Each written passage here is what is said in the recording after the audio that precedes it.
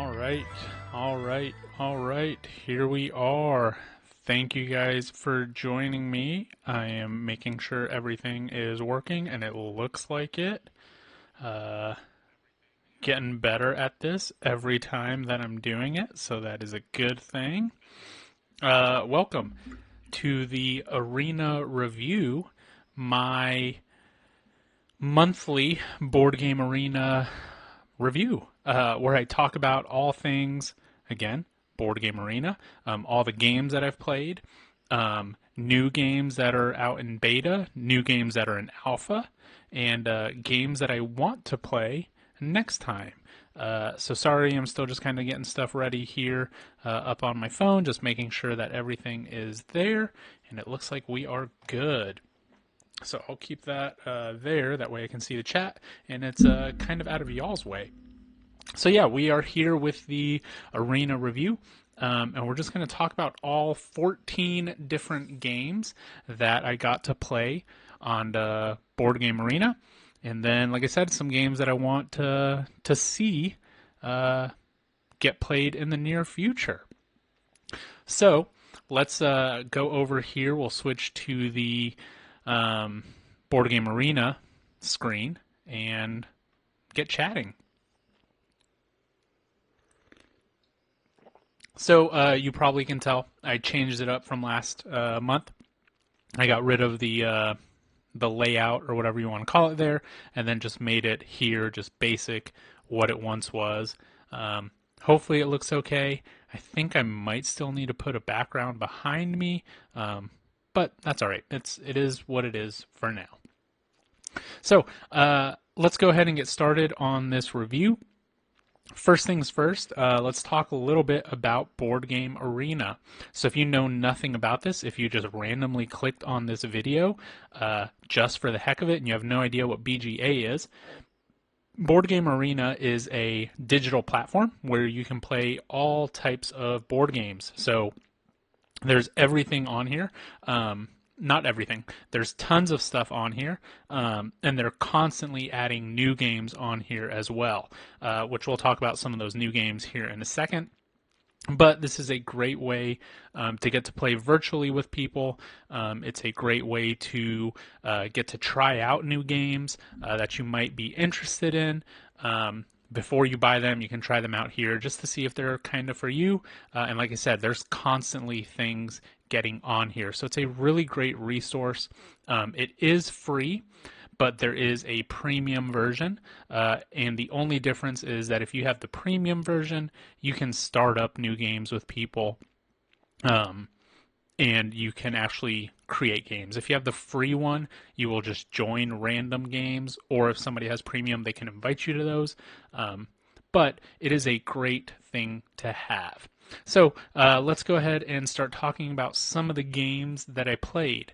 And this is going to be from the last time that I did this until now, so about a month. So the first one that I have written down here is Draftosaurus. Now, I believe I talked about this one. Hey, Ian, we're going to be talking about the game with you first, or a lot of games with you, because you have a lot of these. So this first one up here is Draftosaurus. And Draftosaurus is a drafting set collection style game. Where it's actually a little bag that you have if you're playing in person. And so there's all these different types of meeples in the bag. I'm trying to find a live play if there is one. And all of these dinosaurs are in there. I'll just go ahead and click on one here. They're different colors. And so you have these different maps here. So looking at the screen that I'm on now, you have these different sections in this map. So you will draft a dinosaur, and you'll put it in one of these sections. So this section that's behind me, let me scroll this down a little bit so you guys can see it maybe.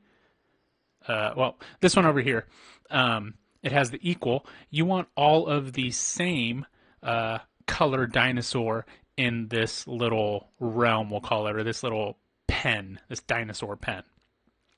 Underneath that, you have the triplets, so you want to get three of a kind. Underneath that, you have couples bridge, I think is what it's called, or something like that, or love bridge. But on this one, you want the pairs. On this one right here, you get the little heartbreak. That's if you only have one dinosaur of that color. And then this one right here that this person's been working on is the mismatched section. So you want all different types of dinosaurs in there. So the game plays over a couple rounds. You draft a dinosaur, you discard a dinosaur, and you just kind of go back and forth. So Ian and I have actually been playing this one quite a bit, but recently we added the expansion, which is the aerial something. They don't have it here, but there's a board that goes on top, and then they have this other expansion that's at the bottom that, again, I forget what it's called, but it's like the water kind of thing. So this water expansion, what it does, this river expansion, is it adds on these, I forget what they call them. Maybe I'll say it here. I'm going to say Elasmosaurus. Aerial and marine. That's what it is, Ian. We're going to call it an Elasmosaurus because I was just talking to my daughter about Elasmosauruses today, and they go in water. But what they do is if you draft one and you put it here, it will continue down the river, scoring more and more points based on which animals or which dinosaur colors you draft. So it will start off here in the 1 point. Then the next time that you draft a red or an orange, it will move down to this section. Once you draft a purple or a pink or a blue, it moves down. Once you get a green, it moves down, and then yellow, it goes down. So you can get up to 5 points doing that. The aerial expansion, to tell you the honest truth, I wasn't 100% sure what it did, but it did add some pterodactyls in there. And those pterodactyls, there was eggs, and once you had those eggs, it gave you like an extra ability, or it made your certain colors of something a little bit more valuable. I honestly didn't interact with it too much. I much preferred this marine expansion down at the bottom. Not sure so much about the aerial one. I thought it was okay, but I don't think it added too much to the game. But I do think if you're going to play it, you should definitely add this marine one. That one was a ton of fun. And one thing that we've actually been doing with Draftosaurus is we've been playing the summer and the winter one. So I guess that's a little variant where you can play both sides. And so it just makes the game a little bit longer. It accumulates all the points from both of the rounds together. And it just makes it a little bit more, not heavy, but a little bit more strategic in a way that just the base game does not do. So that is one that we have played quite a bit. And it's one that I quite enjoy. So that is Draftosaurus. I believe I won the one with both expansions, but I also think that's probably one of the only times I've ever actually won this game. I'm not very good at it, but I do enjoy it. It's fun, it's easy, it's light, and it's a good little drafting game. So that is Draftosaurus. We're going to be playing a lot of games here with Ian, or talking a lot of games that I've played with Ian, because the next one up is Forever Home. This is another one that I played last month as well. This is another little tile drafting style game. Let me try to find one that has some progress on it. This one would be a good one.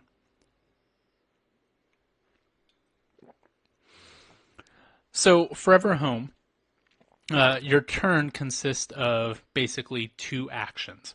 And those actions can be either drafting a dog from this row right here, or drafting a training card from this row right here.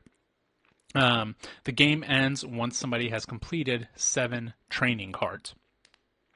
So how you play the game, again, you will, on your turn, you'll either draft a dog, draft a card, or you will move one of your animals in training. So like that person just did right there. what you're trying to do is match these patterns of these cards. So obviously the colors that match here are the same color, and then the opposing color is the same one. Anytime you have an X, you don't want something in that area.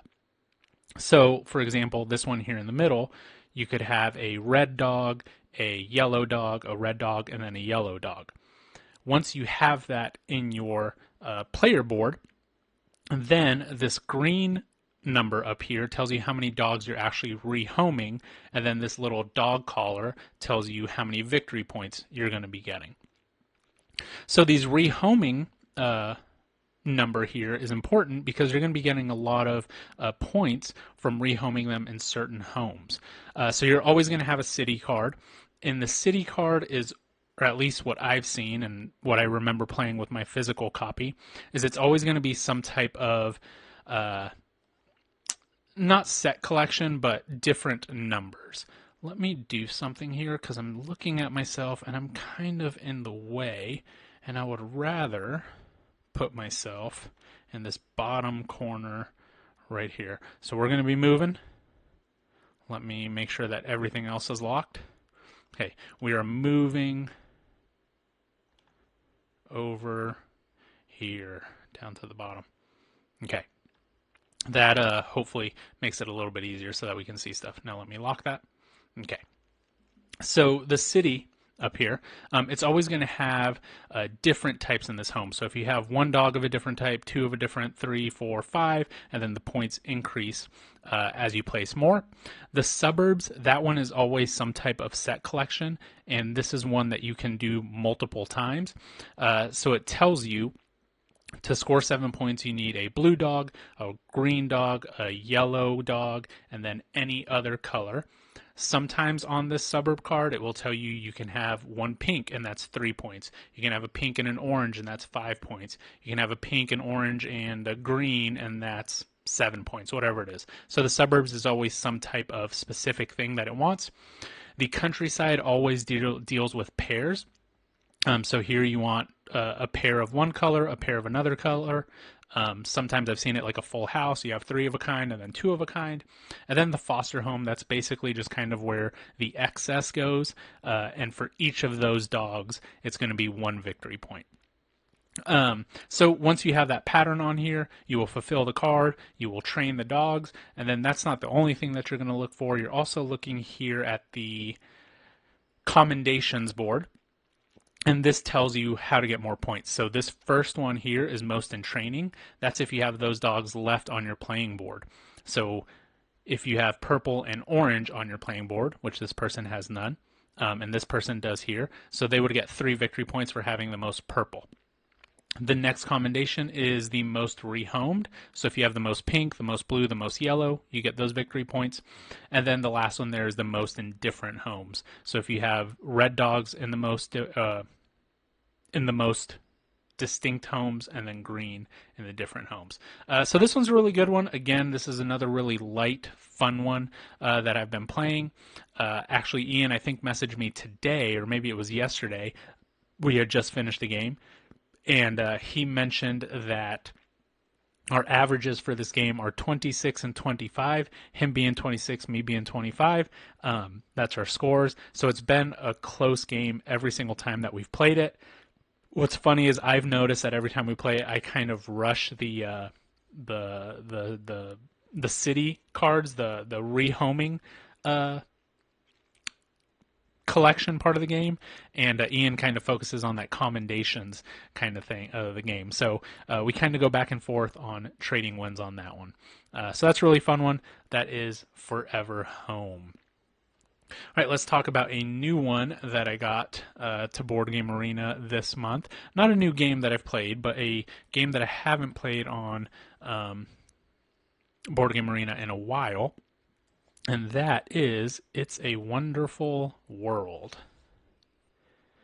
Yeah, we are very close on that one, Ian. I enjoy it. I like playing that one with you. All right, so we have It's a Wonderful World. Now, It's a Wonderful World is a drafting game, card drafting game, and it's a very quick engine builder. I have this physical game, and I absolutely love this game. I think it is probably, if not my favorite engine builder, definitely in my top two or three engine builders. So, what you do is you have, think of It's a Wonderful World and Terraforming Mars. That's how I was introduced to this game. So you start off with a deck or with a hand of 7 cards. You are going to look at them, you're going to keep one, and then you're going to pass it to the next player, and then so on and so forth. When it gets back to you, you keep a card. At the end of the draft, you will have 7 cards in your hand. What you do with these 7 cards is a couple of things. You can either recycle them for the what is that called? For the resource that is here. So I could recycle this for yellow and then just get a yellow cube. I could build on them and actually place the resources on there to build. And then you can just keep it in your hand to build at a later time. So the really cool thing about this game is that you produce these resources in a specific order. So let me see if I can find the player board here. So this is the player board. The first resource that you produce is always going to be this gray resource, and I forget what it's called, but we're just going to say it's the gray one. The next one you produce is black, then there's green, which is science, there's yellow, which is finance, and then there's blue, which is something else I don't remember. So, if you can build a building out before that resource produces for the round, you can actually gather that resource. Now, with this game, is as soon as you collect resources, you have to put them in a card that you are building or that you have built. Not that you have built, but that you are building, or else they will go to your Empire card. When they're on your Empire card, you can't remove them from there to put them onto a building. They will just stack there, and once you get 5 resources, it will turn into a wild cube. So, the important thing to do in this game is try not to overproduce, because while you will get a wild resource for it, it is kind of punishing, just because, again, you're making too much of a certain resource that you aren't using. The game only lasts 4 rounds, and like I said, it's very, very tight, and it's really hard to decide which of your 7 cards you are wanting to recycle, or which ones you want to keep and try to build now and try to build later. So I don't know. It's just a really great game. Every time that I've played it in person, it plays in about 45 minutes to an hour. Doesn't matter how many people you're playing with. At the end of the game, there's these multipliers for score. So, for example, this one right here is you score 1 for every red token.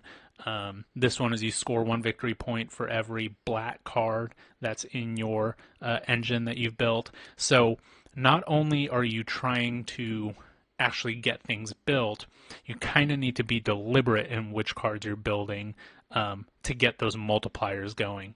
I remember when I first started playing this game, I was just having a ton of fun building stuff out, but nothing was synchronizing. Nothing was building upon each other.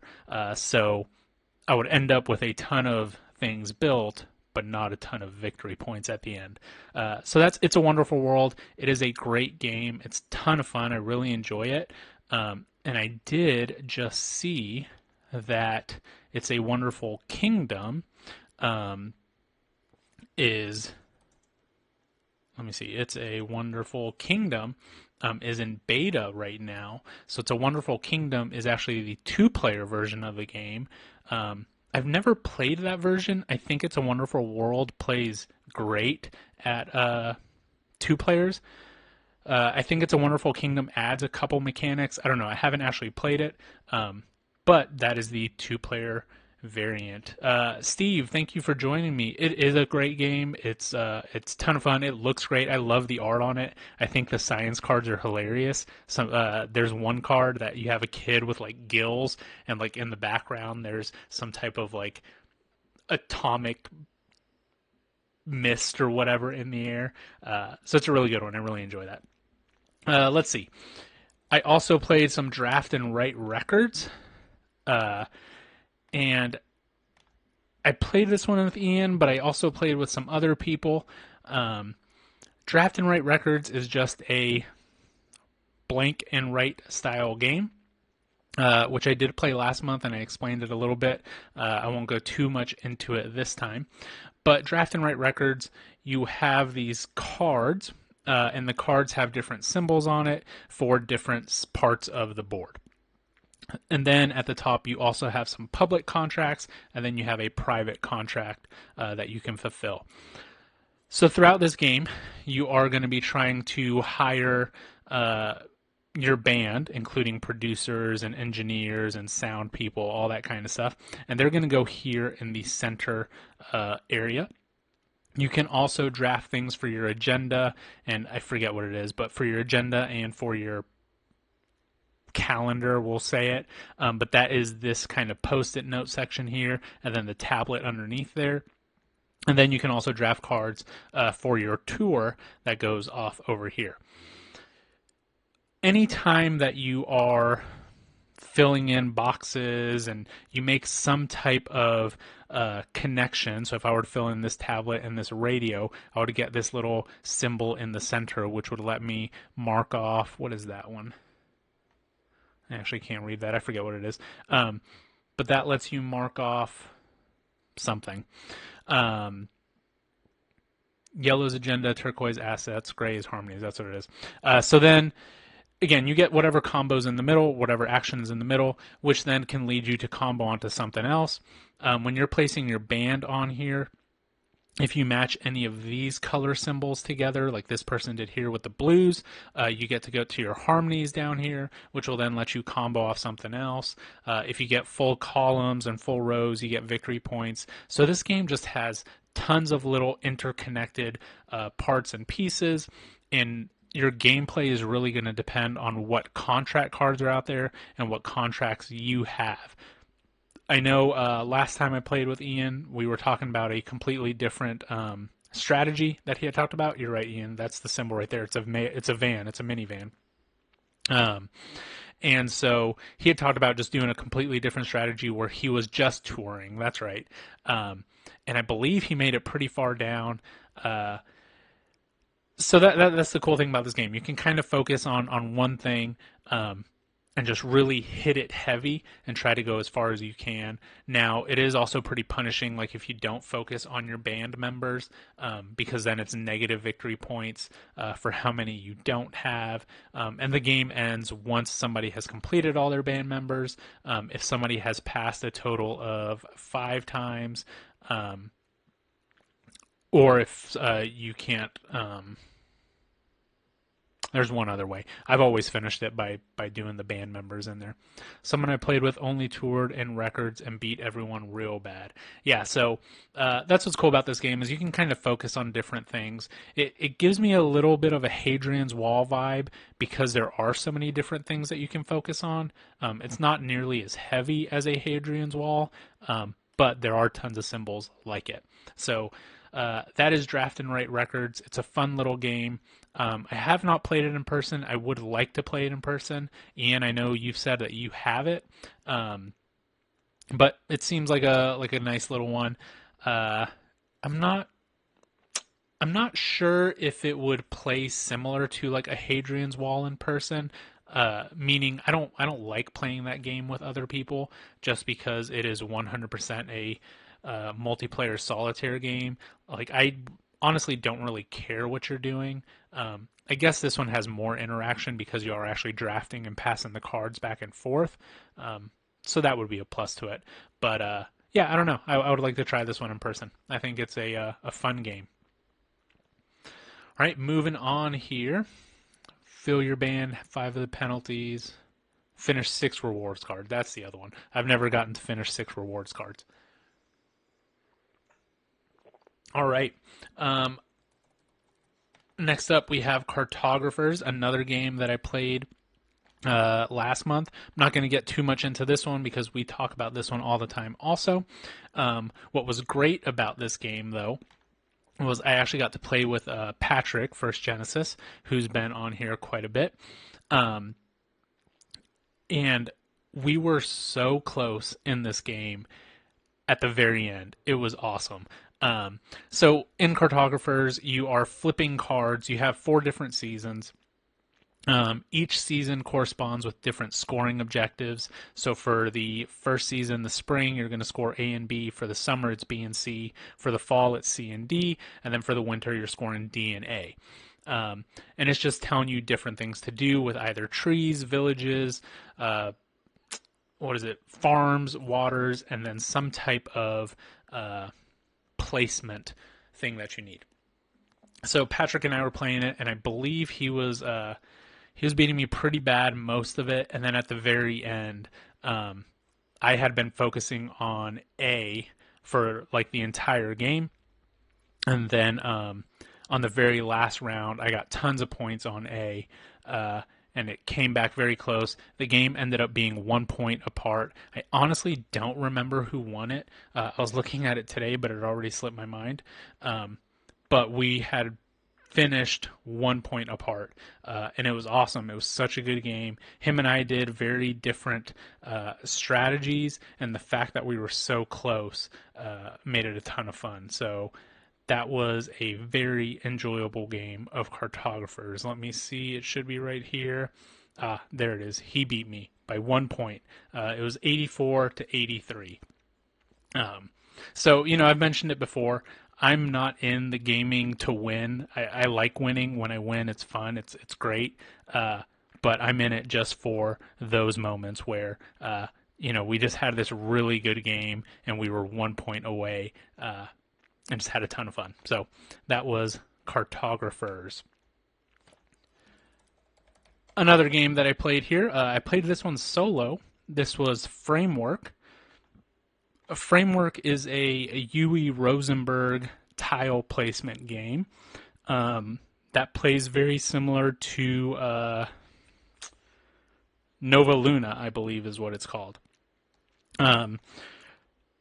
This is the first time I've actually played it solo, so it was a little bit different than the multiplayer version. I'm going to talk about the multiplayer version just because it's a lot easier to kind of figure out.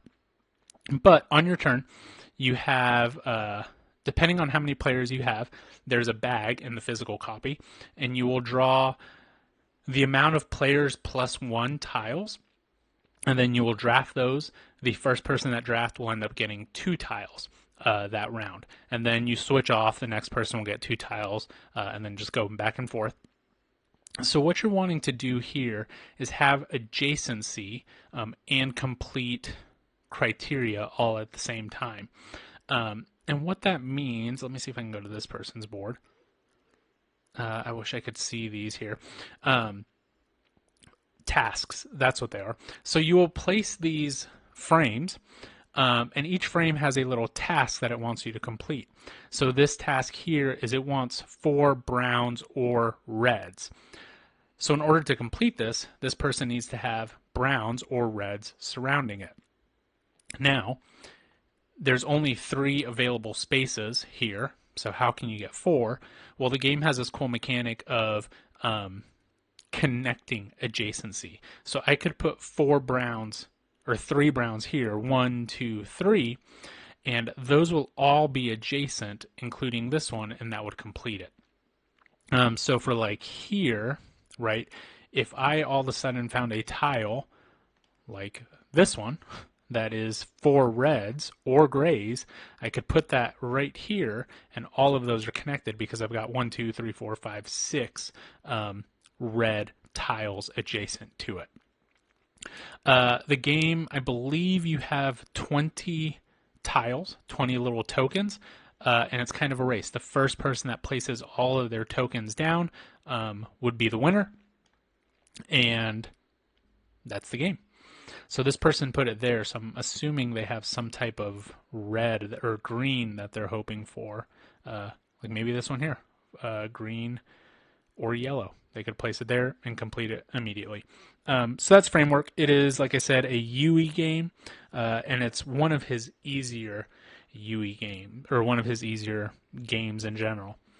Talking about Yui, let's stay with him for a bit. I got to play A Feast for Odin with Patrick. Um, Man, I love this game. It was a ton of fun playing it with him.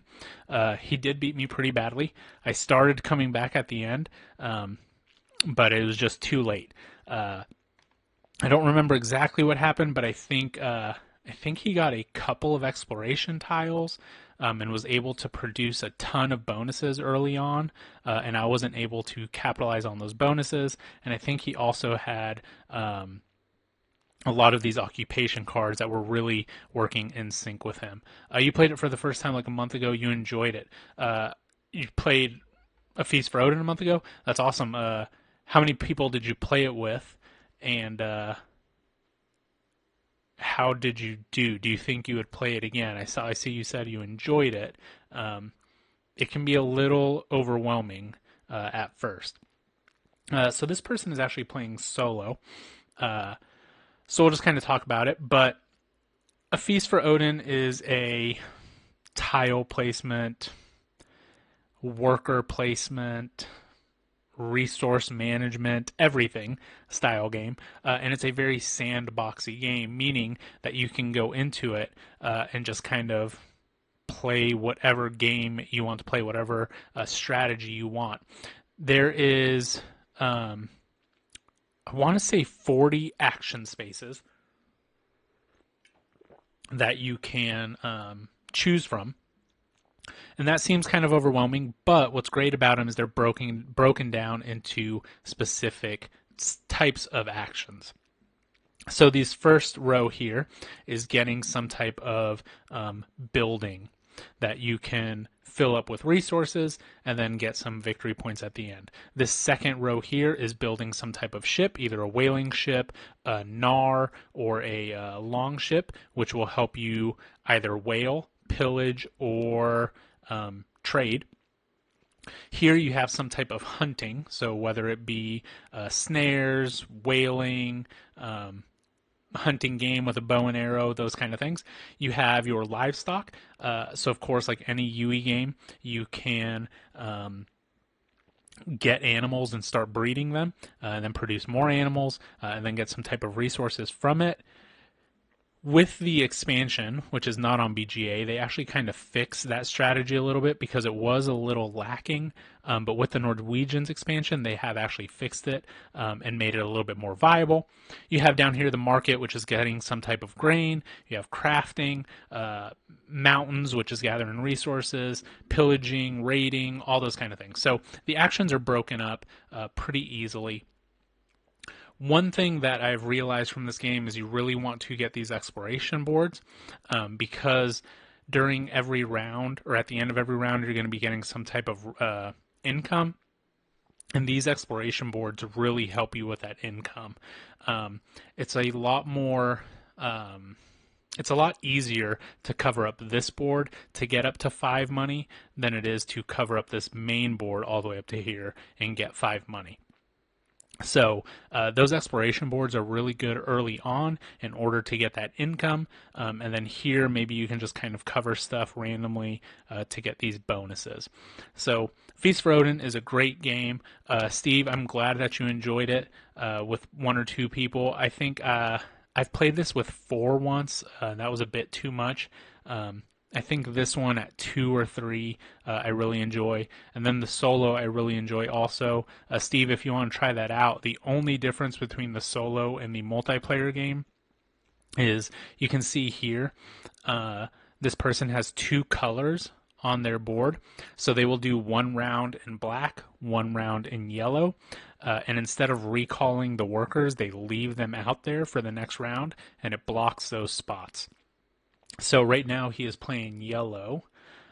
So all these black spots are from the previous round, so he just can't go to those actions.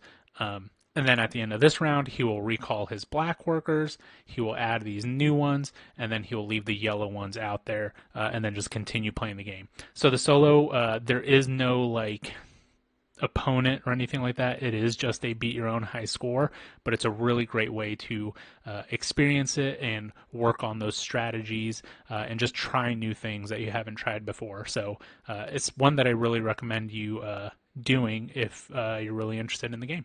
So that's Feast for Odin. And then the last UE game that I played was Patchwork. I love Patchwork. Patchwork is such a fun little game. It looks super cute. It looks very easy. It is very cutthroat. Ooh, this is an interesting board. I have not seen this one. And there are tons of versions of Patchwork.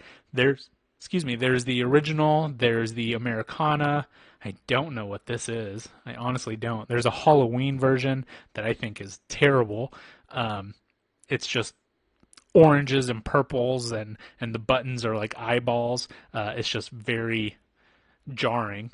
This one is a little bit jarring as well, but besides the point. And here on Board Game Arena, they have all different types. So on your turn, you can draft one of the following 3 tiles, and then you get to place them on your player board somewhere. This right here is the time track. Sorry, it looks different here. So you and your opponent are making your way through time until you get to the very end. Now, how turns work is it's the person in the back is always going to go until they are in the lead. So if this person right here, if the green player were only to move 1 time, they would end up on top of the red. They would actually go 1 more time because they are still technically behind. Anytime you pass one of these buttons on the time track, you will gain income. And your income is how many buttons you have on your board. So this player has 1, 2, 3, 4, 5, 6, 7, 8, 9, 10, 11 income on their board right now. So anytime they pass one of these buttons, they'll get the 11 income, their currency. And then each of these tiles cost a certain amount of buttons, and it costs a certain amount of time. So the resources that you're using are buttons and time, and you're really trying to manage which one you want to spend, how you want to spend them in order to get the most bang for your buck. You start off with negative I think it's 81 points. It's 1, 2, 3, 4, 5, 6, 7, 8, 9. Yeah, it's a 9x9 grid, and each open space that you have is minus a point. So you start with negative 81 points. For every grid spot that you cover up, you get more victory points. And then at the end of the game, it's a 1 point for every button that you have left over. So I forget what I had this last time, but I think I got like 20 something to like, I don't remember, 18 or something like that. So it's a really good game. It's really fun, and it's a nice little spatial puzzle. I will never play this version, though. This hurts my eyes to look at. So that is all of the UE games that I played. Let's see. I also played My City Roll and Build. So I started the campaign of this one. Every empty space is -2. Is it -2? That's a lot. I didn't realize it was -2. Yeah, that board is way too much. Well, there you go. Every empty space is -2. So you start with tons of negative victory points, but that's just like a Feast for Odin. You start with all of those minus victory points, and then you just kind of claw your way out. All right, so I continued my city roll and build campaign, and I don't want to ruin this one because I'm not on episode 10 yet. But I got through the first chapter. So each chapter has 3 different episodes in it, and so, like I said, I finished the first chapter. I don't think I'm going to find one here that has it, so we're just going to click on a random one. But basically, on this game, what you're going to be doing is you have these 2 dice, and you're going to be rolling them. I'm sorry, you have 3 dice, and you're going to roll them, and it's going to tell you what shape you need to place on your map. So in this instance here, you have a 2x2, so that's going to make some type of square, and then the type of building that you have is one of these X's. So you'll have to put it next to an adjacent building that you've already constructed, and if it's your first placement, it has to be next to the river. You want to cover up any stones. You want to leave open the trees because those are positive victory points at the end of the game. And that is it that you have at the beginning. The second and third episode introduced building adjacency, which was pretty cool. So you wanted to have all of the X buildings next to each other, and you would get a certain amount of victory points for how many you had. You wanted all the black solid buildings together, all of the lined ones together, so on and so forth. So that was a really cool little thing. And very similar to the actual My City campaign game, the big box of it. So I got to play through that first one. Did really well, got really lucky with some of these rolls. At the bottom, it tells you the probabilities of rolling the shape. And so, yeah, I ended up getting really lucky there, and I really enjoyed it. So this month, I will go ahead and move on to Chapter 2, and then just continue that game. Let's see. I got to play some Azul. Azul, another little tile drafting abstract game that, again, looks nice and cutesy, but is extremely cutthroat if you're playing with the that kind of player. So what you'll do is you have these factory tiles in the middle. You'll draft one of those colors. The rest goes down to the center of the board, and then you have to place it on your board somewhere. Let's just say I got destroyed on Azul. Probably my worst beating I've ever had in this game. Something about this game, I can't see it. I like the game. I think it's fun. But if you can see like the spatial whatever part of Azul, you are most likely going to beat me every time that we play it. I got to play this with Patrick. He had actually never even played it before, and I just gave him a very, very quick overview of draft tiles, place them in there. If you don't fulfill the call, or if you don't fill the row, they will stay there for the next round. If you do, if they're not fulfilled, then it stays there, whatever it is. Yeah, Devin, you have to be cutthroat in Azul. But he absolutely destroyed me. The score was 30, me, to 74, him. The very last round, I think I got stuck with literally every single row on the bottom just full. I think I lost I don't know. I lost so many points at the end of the game, and I looked at his board, which I wasn't even paying attention to, and he had multiple columns, the row, and then he even had like a set of 5 of them.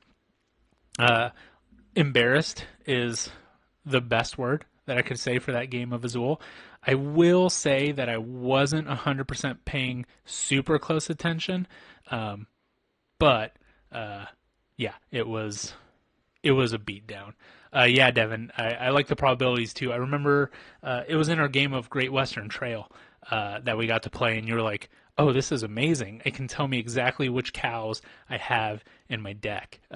So yeah, the probabilities are a ton of fun on here, and they're really good. Let's see, what else? I got to play Welcome to. Welcome to another blank and write game. And there's tons of versions of Azul, or of Welcome to. Let's just pick one here.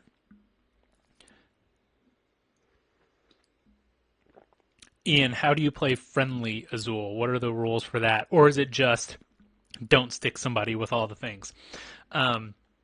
So here we have Welcome to. Welcome to has this central deck of 3 cards. Of 3 rows. And, looks like this game just ended. Now let's go to the final situation here. So you have the first column there is the numbers of the houses, and the second column is the action that you will perform. So you have these three different streets in your neighborhood, and you have to put these numbers on a house in the street. So this first one has 3, 6, 9, 10. 10 houses there, 11 or 12 here, and then 13 or 14 in this row. I don't know exactly. I don't want to count through them. But what you'll do is you'll draft the number, you place it on that house, and then you scratch off whatever action you did. So for parks, these are the parks up here. In this first row, if you get 3 of them, you get 10 victory points. This second one, if you get 4 of them, you get 14. If you get 3, it's 6, so on and so forth. You have this construction, which lets you add or subtract to your house. So I believe the highest number is a 15, but with this construction, you can make it go up to a 17. Or if you draft a 1, you can make it go to a 0, I believe. Possibly negative numbers. I don't remember exactly. But you do get to adjust those numbers. And then these pools, if you place it in a place that has a pool, you get to scratch off the pool. And then you get the victory points down here for it. There is this other symbol, which is the currency symbol. And basically what you're doing is if you get a fence, you are blocking them off.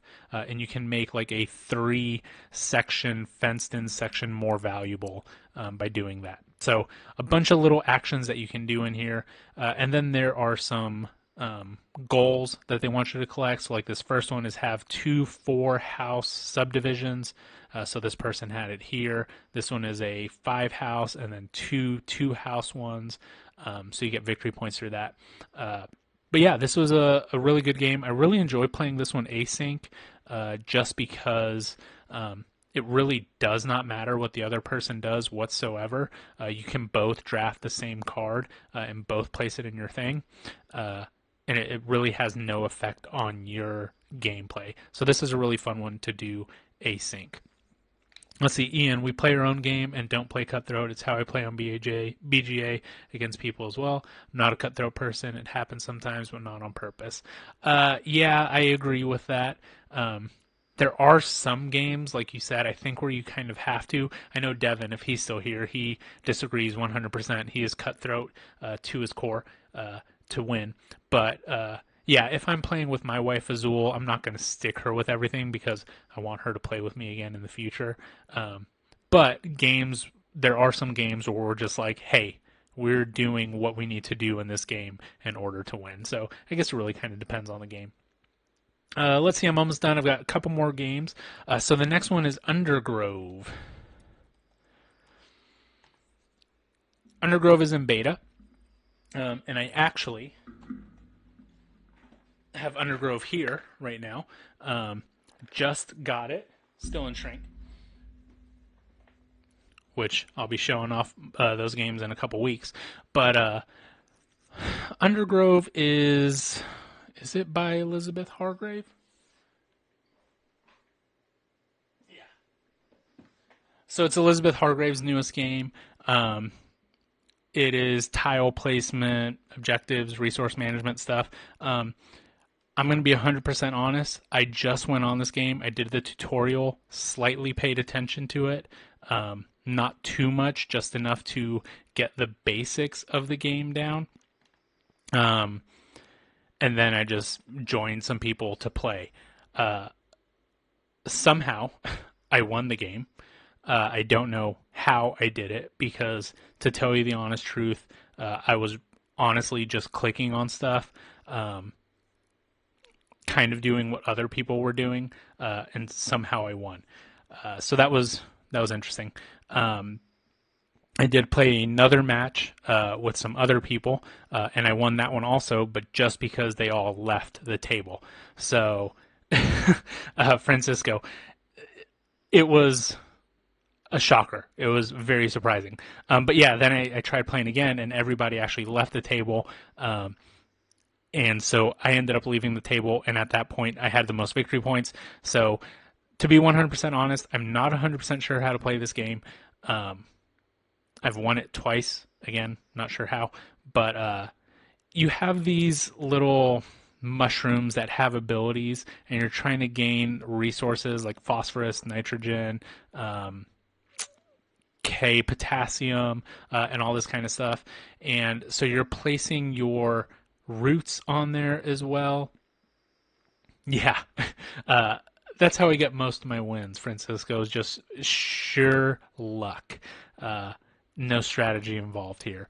But you have these roots that let you like connect your tile to other tiles to perform those actions. You do have some like end game scoring. Um, I'm about to open up the game and just actually like read the rule book and actually learn it properly. But I saw it on here. I said, "Hey, let's just give it a shot." Wanted to try it out, and unfortunately, I didn't really get to play it. But that is one that I would like to play this month. So that is Undergrove. Got a win in it. Don't know how. Let's see. And then the very last one for this month is Terraforming Mars. I absolutely love Terraforming Mars. This is definitely in my top 3 games of all time. I'm actually playing one right now. And so on Terraforming Mars, this is a engine builder, tableau builder, where you are trying to terraform Mars. So you have 3 different parameters. You have the temperature, you have the oxygen, and then you have oceans. So the game end triggers once the temperature is all the way up at the top, once you have 9 oceans, and then once you have the oxygen level all the way at the top. So what happens is you start off with, we're playing with the Prelude expansion, which I believe you should always play with the Prelude expansion just because it speeds it up just a little bit. But it gives you some type of asymmetric power and some type of goal to go with. Then you have these 2 other kind of resource cards that just give you a starting point to kind of work through. So on your turn, you have 2 actions. So you play cards from your hand, and you pay the cost associated with it. If you have some type of effect, that effect will go into play. And what's great about having this on BGA is, like, I have this card here that is -2 for any space card, so it automatically keeps track of that for me. This one generally costs 26, but since I had that card, it's going to be 24. So that's a really nice kind of bookkeeping thing that this digital version of the game does. So you'll do 1 or 2 actions, then you'll pass, then your opponent will do 1 or 2 actions, they will pass, and you'll go back and forth until both of you just completely pass. Anytime that you place some type of greenery, your terraforming rating goes up. Anytime you raise the temperature, anything like that, your terraforming rating goes up, and those are victory points at the end of the game. Some cards have victory points on them. You can have some type of multiplier as well. So like if you have certain tags, like this one right here is a decomposer. So when I play an animal, plant, or microbe tag, I add 1 to this card. And then for every 3 little microbes on there, I get a victory point. So there's just a lot of little stuff to this game. The first version that I played, or the first game of this one that I played, we turned off the draft just because I wanted it to go a bit quicker, and then very quickly realized that drafting is what's very fun in this game. This is one that I will be cutthroat in, because the draft is so important, and you don't want your opponent to get a card that's really going to mesh well, that's really going to sync with their abilities, with what they have.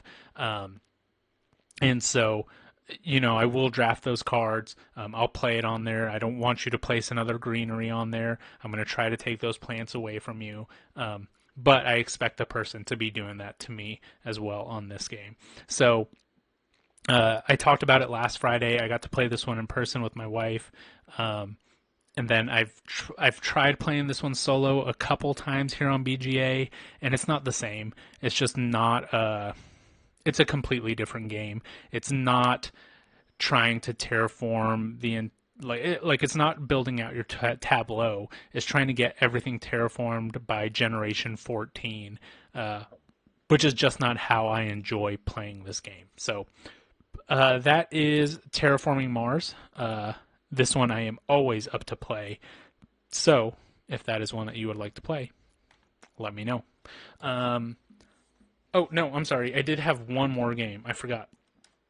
I played some Carcassonne. If you don't know Carcassonne, I don't know where you've been. But Carcassonne is just a, hey, you just got a friend request. We'll update that here in a second. Actually, we'll just go ahead and accept it. Thank you for whoever that was. So we've got Carcassonne. This is just tile matching. That's all it is, tile matching, right? So there's a bunch of different ways to kind of score. You can score through yeah, yes, Francisco. You ride with tickets, and then you're also trying to save the world from a outbreak that is happening. So anytime you build this city here, you stop that outbreak, and then you have to pay your tickets to go on this ride over here to the next city. I think that's how you play the game. But no, so how you play it is, right, you have these cities here and you want to try to close them off, and then you score victory points for that. Once you have these roads, you put people there, and then it closes it off, you score victory points for that. You have these abbots here. I think they're called abbots. I don't know what I'm doing. I'm just zooming in and out. In these abbots, once you score all of the surrounding areas, you get 9 victory points for that. So in this game, this one I was actually doing pretty bad on it. I was already like giving in. There was twice where I didn't have enough people, but honestly, it was because I had wanted to try out the fields. I've always left the fields to just kind of be what they are, and so when you play a meeple on the field here, they stay there for the entire game, and they score victory points for how many cities are completed in that field. So there's a couple times, like I said, that I had no meeples left, and I couldn't play something, and I really had to, but I couldn't do it. I ended up coming back at the end, winning it. And it was just those fields, so that was a really good one. I really enjoyed that. Let's be honest, I think you're onto something. I might be, Ian. I might have just made a board game here, trying to make the longest train, but you're also trying to survive an outbreak. Yeah, let's do it. Let's come up together. Let's come up with a game together. Wow, I can't even talk. So yeah, that is all the games that I got to play. 14 different ones, ton of fun, really enjoyed them. Let's talk a little bit about some games that are in beta or alpha that I'm super excited for. So, one of the ones that I was super excited for that was an alpha that I actually was an alpha tester on, but actually never got to play it because couldn't talk anybody into it, is Orleans. So Orleans is new on Board Game Arena, and it actually just went into beta either yesterday or the day before. So let's pull this one up. We can talk about it a little bit. Orleans is a bag builder, one of the OG bag builders, where you are building up this bag with different types of workers, and then sending those workers out, and then you're getting more little chips to add to your bag. So, for example, like this farmhouse here, it lets you gain more farmers. So on this tile, sorry, this keeps on changing here, but if you go to that farm spot, you get to move up this farm track. Once you move up the farm track, you gain these goods, so like wheat, cheeses, I think that's wines, some other stuff. You can go up the scholar track here, which is just getting you victory points at the end of the game. You can go to I forget what it is, the university, I think. No, one of these spaces, I don't remember off the top of my head, but one of these spaces lets you get technology or brand new tiles that are different than what other people have. So, like this one here, this laboratory gives you technology tiles. And these technology tiles are just these little gears here that cover up a space that make it easier for you to complete those spaces there. So now I only need 2 people in order to complete it. So not only is there that there is also the map. So one of those spaces lets you kind of travel around this map of Orleans, I guess. And anytime you pass over one of these resources, you gather that resource. You can also, it's not called sacrifice, but you can send some of your people off to this board here. And once, if you are the person that completes it, this is kind of it's not a co-op, but you're working together to complete these sections. So let's say I'm playing with Devin or Ian, and Devin and Ian go here, and then I put the person here. I'm the one that completed it, so I get the benefit of it. These are the placement tiles, those bonuses there. So again, there is kind of a bit going on in this game. I'm not sure how the implementation of it is here on Board Game Arena. Like I said, it was only an alpha for, I want to say, probably less than a month, because it got an alpha right after I had done my previous video, and then it just got into beta either yesterday or today. So that's Orleans. If you know how to play it, I would love to play this one with you, just to try it out and just to see how it is on Board Game Arena. Another one that just recently went onto beta is Darwin's Journey. This is a Simone Luciani game and a Nestor Mangoni game.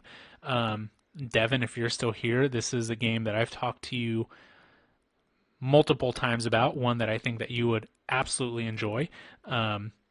This is the publishers that have done a lot of, or Simone Luciani is the one that's done a lot of the T games, Sulkin, Lorenzo Magnifico, all those games, and then Nestor Mangone, he did Newton. So this is a bit of a heavier game. This is a worker placement exploration game that, let's see, we'll pull up this board here. You're basically just trying to explore through this map here, go to different areas. You're trying to, where is it? Right here you have these animals that you are trying to find. Basically, it's just a game following Charles Darwin's journey and just his research and kind of going from there.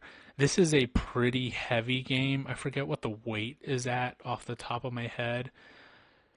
I have not played it in person. I've looked into it quite a bit. I didn't mean to close out of that. I'm not sure I would want to learn this one on Board Game Arena. Maybe if there's a solo variant on here, I could kind of just like play around with stuff. But looking at this, I actually haven't looked at it. There's a lot going on this screen. And if you're not familiar with it, that might be a little bit too much. But this is a game that I am interested in playing. It's just one that I need to look into a little bit more because this looks like a lot here. So that's Darwin's Journey. It just went into beta just recently.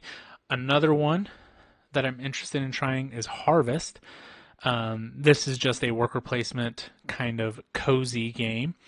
It is one of the newer games that it is a newer Kickstarter game that just got fulfilled. Our buddy Joe with Board Games for Two put out a review for it not too long ago, and he said that it's just like I mentioned, a cozy worker placement game. There is nothing revolutionary about it. There's nothing you have to try this game, but it's a game that he said he enjoyed playing just to kind of have some board game time. So there's a lot of times where I am into games like that. So it looks like you have your workers, You've got your spaces. Uh, you've got some certain cities or some buildings that you can build that give you different resources. You've got your farmers market, all that kind of stuff. So he had talked about it being similar to like a Stardew Valley kind of game. So I don't know. This is probably one that I'll try just to see how it plays. I wonder if they have the solo. If it does have a solo, um, they do have a solo. So this is probably one that I'll just try to kind of figure out and see if I enjoy it, kind of thing. So, and if I do, I'd be happy to play that one. And then finally, the last thing on here that I have that you can't really see because I'm not on it is the latest game that I saw that is in alpha is Formula D.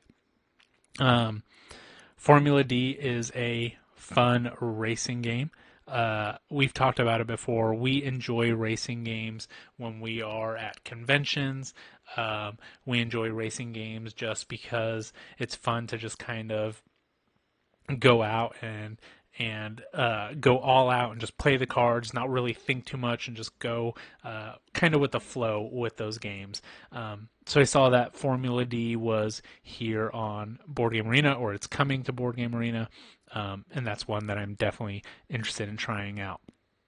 For next month, some games that I'd like to hit the table or hit the virtual table is Harmonies. I've heard so much about it. I've heard that it's a really fun Cascadia-esque style game. So if you know how to play Harmonies, I'm going to be reading up on that one, and I definitely want to try that one out. I want to play some Distilled. Distilled is a game that I very much enjoy playing. I've got it right here behind me. And the implementation here on Board Game Arena is done very well. I think they just added the solo. They did not. But Distilled is just one that I really enjoy playing. And like I said, it's a good one. It's a good implementation of the game. Now, with that being said, I generally do play Board Game Arena when I'm on my phone. This one is hard to do on the phone, so if we do play this one, have to wait till I'm on a computer, which I have been doing a little bit more recently in order to play it. But it's a really great thematic game in the vein of like, I want to compare it to like viticulture, not mechanics wise, but like theme wise. It just makes sense, right? So like your first phase of the game is your market phase, so you're buying stuff from the market. Your second phase of the game is putting the stuff into the actual distillery, into the into the washback, mixing your cards up, removing some of the cards. Then after that, you can sell those spirits that you've made. What if you don't want to sell them, you can start aging them, and then you can sell them after that. So it's a game that just makes thematic sense, and it's one that really kind of gets me into that. Oh yeah, this is what I'm doing in this game. And then finally, Feast for Odin. Steve, if you are still here, if you want to play a Feast for Odin, let me know. Add me on here. I would gladly play a Feast for Odin with you. That's a game that I will play anytime. And then also, Can't Stop. I love Can't Stop, especially on Board Game Arena, just because I can just click, click, click, click, click, click. Maybe make it all the way up the 7-track, maybe completely fail 50 times in a row. But Can't Stop is just a game that I think is perfect for Board Game Arena. So if any of those games interest you, let me know. I would be more than happy to play those with you. Any of the games that I mentioned, I'll be more than happy to play. If you would like to ask me if I know a game, again, just add me here on Board Game Arena, and we can chat, we can talk it up, and get some games going. So that is all that I have here. Let's see.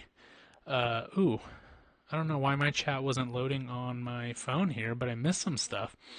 Let's go back to this. Too many games, not enough time. Devin, you have too many games to play. Too many games, not enough time. Harvest. You're curious about Harvest. Okay. You got Harmonies, Ian. Played it on the table. Okay, awesome.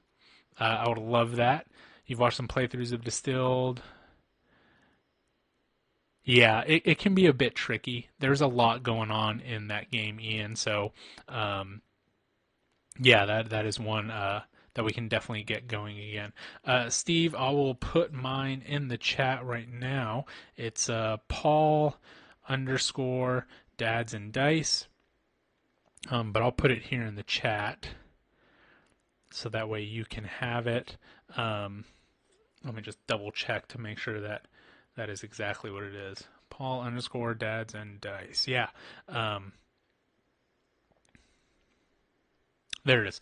But yeah, any of those games I am more than happy to play. Uh, Ian, once you learn Harvest, let me know, so that way I can kind of get it there. There we go, Steve. I got your request. Appreciate that, and we'll get some games going. But that is all that I have. I appreciate you guys coming for this little chat over what is going on here on Board Game Arena. Hopefully, this is something that you guys enjoy. I'm going to keep on doing it. Just it's something that I like doing. I like talking about games, and this is just another way to get games going. But yeah, that's all that I have. We have, let me see, what do we have going on this month? Oh, I don't have the image. Maybe I can pull it up really quickly. Nope, I can't. Tomorrow we have a video dropping just at a normal time. Wednesday, Devin will be going live with a playthrough of, is it Teotihuacan? I think so. Yeah, Devin is going live with a playthrough of Teotihuacan. I enjoy this and chatting at the same time. Appreciate it, Ian. Thank you, Francisco. But yeah, and then on Friday, Devin and I will actually be live streaming Let's Go to Japan. We're excited to try that one. A little bit lighter of a game than we normally stream on Fridays. But we're both really excited for that one. So, again, video posting tomorrow morning. Wednesday, Devin's got Teotihuacan. And then we've got Let's Go to Japan on Friday. Once again, I appreciate all you guys being here. Appreciate chatting, you guys being in there in the chat. And that's all for me. You guys have a good night. See y'all later.